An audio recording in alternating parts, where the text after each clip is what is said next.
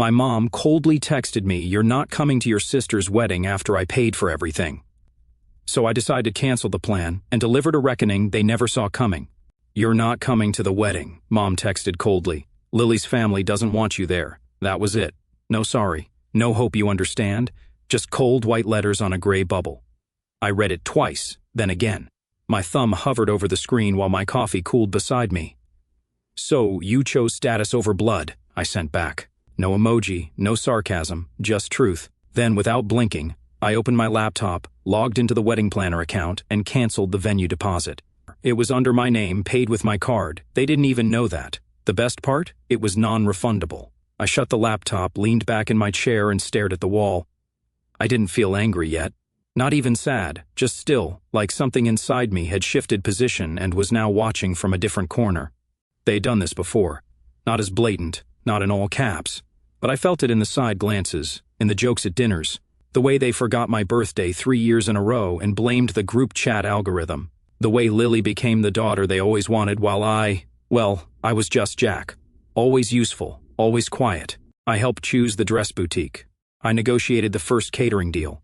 I found the Airbnb for the out-of-town guests. When Zach's parents said the Colorado Lodge was too rustic, I found a luxury version with lake views. I even designed the Save the Date website.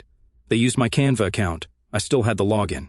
But now I was a liability because Lily's father didn't like the energy I brought, because I wore black to brunch, because I asked where the $3,000 in catering money went and didn't drop it when Mom said, "Just trust us." They always needed me until they didn't.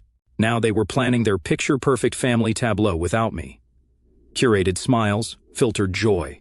No Jack, just the ones who matter.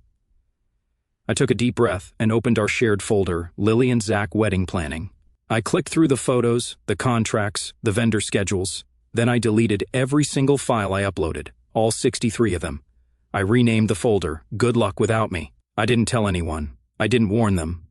Let them find out the morning they try to confirm the florist. Let them scramble when the photographer doesn't show. Let them wonder what happened when the venue emails, "Unfortunately, this reservation has been canceled by the account holder." They thought I'd stay silent, smile, swallow it like always. But this wasn't about a wedding. This was the final crack in something that's been rotting for years. This was them handing me the scissors and expecting me not to cut the string. They wanted me gone, wish granted. They just didn't know I'd take everything with me when I left. And I was just getting started. If you ask them, I was always the dramatic one.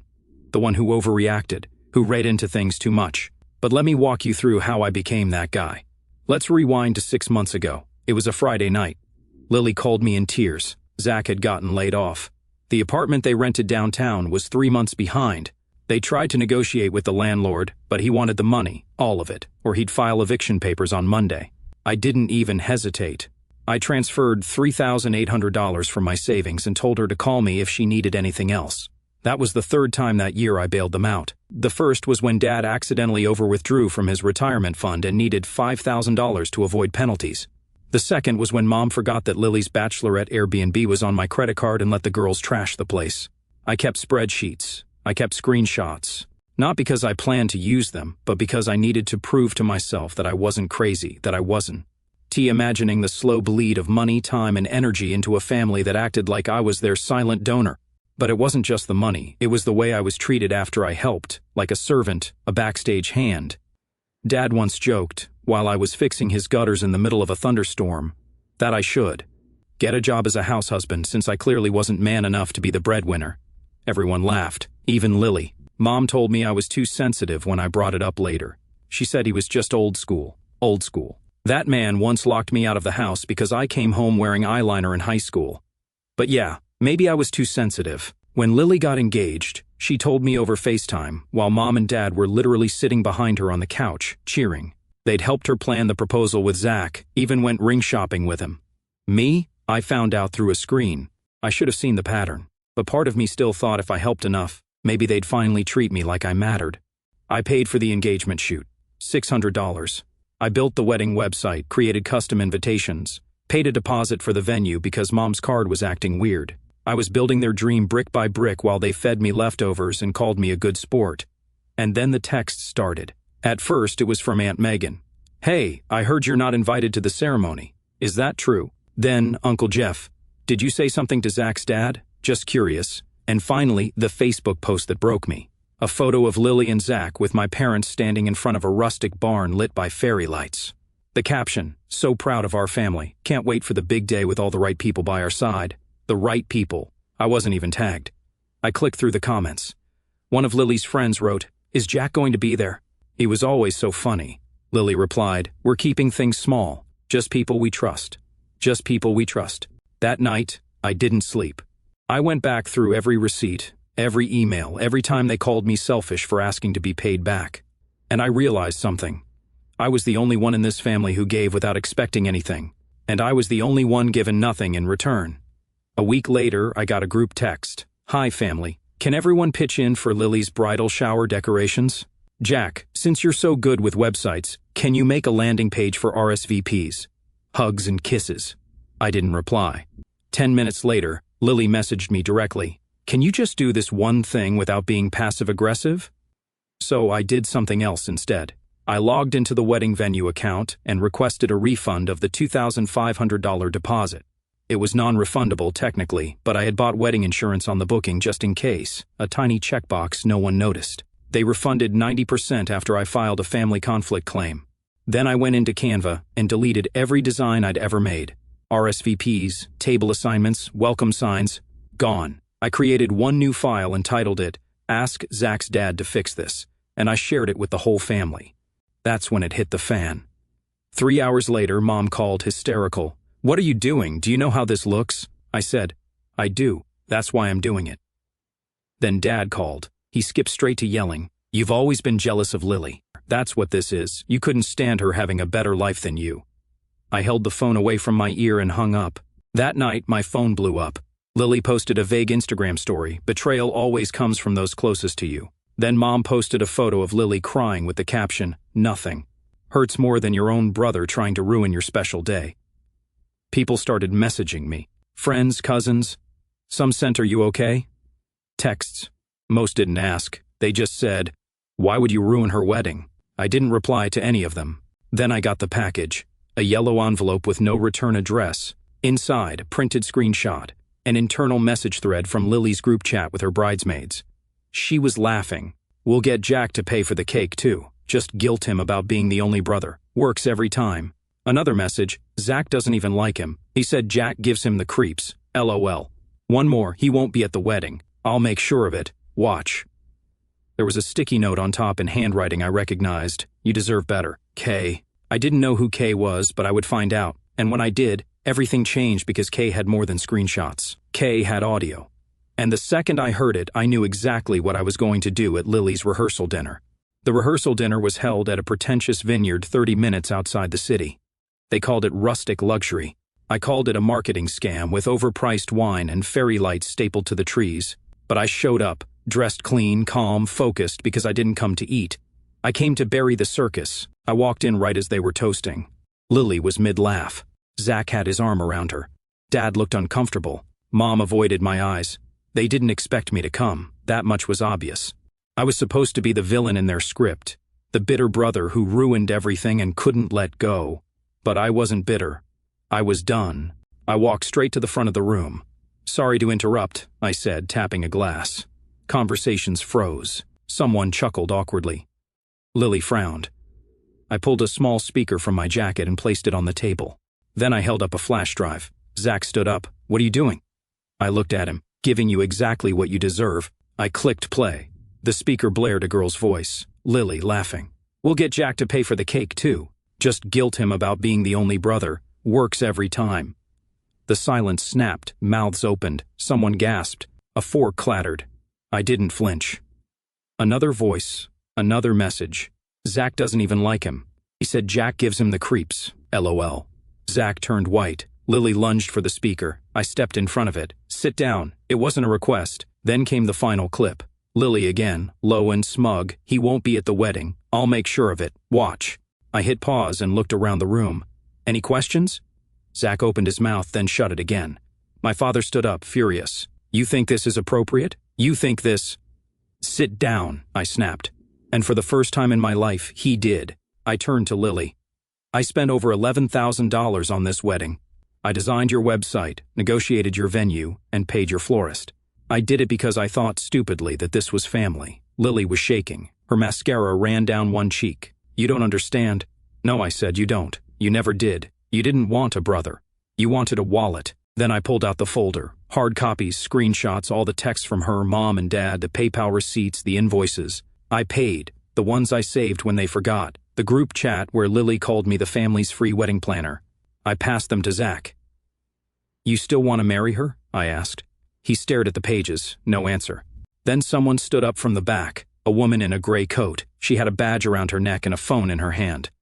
Hi everyone. Sorry to intrude, she said. I'm Kristen. Jack and I used to work together. I also run a digital forensics agency. Jack asked me to verify some files. She looked at Lily. To confirm they weren't deepfakes, she held up her phone. This audio? It's 100% authentic. No edits, no splices. Pulled from a WhatsApp backup linked to your old number. Don't worry, I have the metadata too. Lily's mouth dropped open. Mom gasped. Is this a joke? Dad barked. Kristen smiled. Not even a little. Then came the twist. Zach turned to Lily. You told me Jack said those things to you. That he threatened you. That he was unstable. He held up the printouts. You lied. She reached for his arm. No, Zach, don't touch me. Then the room erupted. My aunt stood up and started yelling. Someone knocked over a glass. My mother tried to say something but choked. And through it all, I just stood there, quiet, calm, watching it burn. When the chaos hit its peak, I raised my voice one last time. I'm not coming to the wedding. You already made that decision. But now you can do it without my money, my help, or my silence. I turned to my parents. You cut me out the moment you realized I wouldn't play the puppet anymore, so I'm cutting the strings too.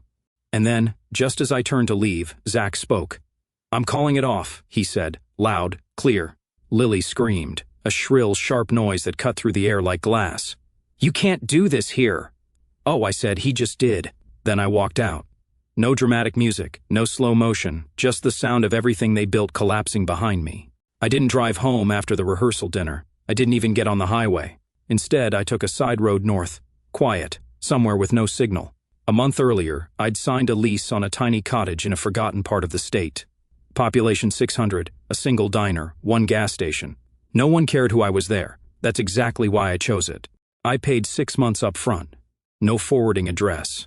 No digital breadcrumbs. Just quiet. The first 3 days, I didn't turn on my phone. I didn't check emails. I didn't speak to a soul. I sat on the porch with a thermos of black coffee and listened to birds fight over territory they'd never actually own. I didn't feel triumphant. I felt free. No more tension in my neck. No more guilt. No one asking me for money. No one pretending they loved me just long enough to get a transfer. On day 4, I went into town and signed up for something I'd been too ashamed to chase before, an archival preservation course at the local college. History, dusty newspapers, forgotten letters. Finally, I was surrounded by things that kept records honestly. There was no performance here. No manipulation.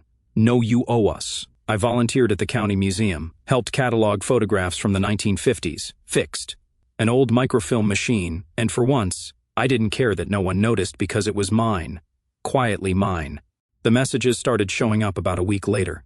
An old Gmail inbox linked to my emergency phone. I didn't read the first few, but the subject line said enough. Can we just talk? You went too far. We're still family. Then came the blocked calls, dozens. I left the phone off. They weren't trying to make peace. They were trying to reset the game. What scared them wasn't the evidence. It was the silence. They couldn't handle not knowing what I'd do next because, for the first time ever, they weren't in control. 3 weeks later, a court notice was sent to my old apartment. Apparently, my father had tried to sell a portion of family property. What he didn't realize was that I'd locked the deed 2 years ago after he accidentally tried to remortgage it without my consent. I'd left it sitting in legal limbo, waiting. He triggered the clause himself. Result, his deal collapsed, his buyer walked, and he was hit with a fraud investigation. Not because I made it happen, but because I didn't stop it. I didn't publish a blog. I didn't post a dramatic expose. I didn't send screenshots to the group chat. I just vanished. No birthday calls, no financial rescue, no maybe next time. And that was what truly destroyed them. Because narcissists don't fear consequences, they fear irrelevance. They fear a stage with no audience. One morning, I walked to the post office, not for letters, just a small package I'd ordered. Behind me in line, someone was talking on the phone. They said something like, I heard Lily's fiancé walked out before the wedding even happened. Then apparently her brother disappeared, took all his money with him. I didn't turn around. I never made a statement, never clarified anything. I simply became unreachable. No address, no number, no access. They thought silence meant weakness. They didn't realize it was a choice, a quiet, surgical form of goodbye. The kind of absence that can't be manipulated. The kind that forces people to sit with the weight of what they did.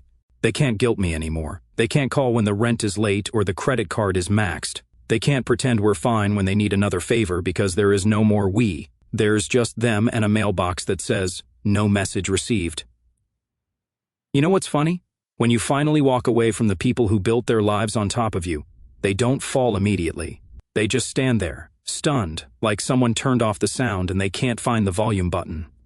That's what happened. After everything burned, after the rehearsal, after the calls, after the silence, they still believed deep down that I'd come back because I always did. But this time, I didn't. I changed my number. Not just a SIM swap, new carrier, new country code, no forwarding, no auto-reply, just nothing. I closed the joint account Dad had linked to me for emergencies, redirected my bank statements to a private digital vault, updated my medical power of attorney, removed all family names. I even changed the emergency contact on my driver's license from mom to nobody. They don't know where I live. They don't know where I work. They don't know if I'm in the state, the country, or even above ground, and that kills them. A month ago, I went back just once, not to the house, not to the vineyard. I drove by the wedding venue, the one I canceled. It was empty, abandoned. A for sale sign hung crooked on the front gate. A wilted bouquet lay crushed in the gravel. It felt right. I rolled down the window. The breeze smelled like rain and regret. Before I left, I did one thing. I walked to the mailbox beside the main entrance and slipped in a small envelope. No return address. Inside, a printout of the last invoice I paid for the wedding and a post-it note stuck on top. It read, "Thanks for nothing." I've stopped checking the old email. But every now and then I log in just to watch the flood. One unread message was titled, "Please just talk to us." I didn't open it. Another, "We don't know who you are anymore." That one made me smile because finally they're right.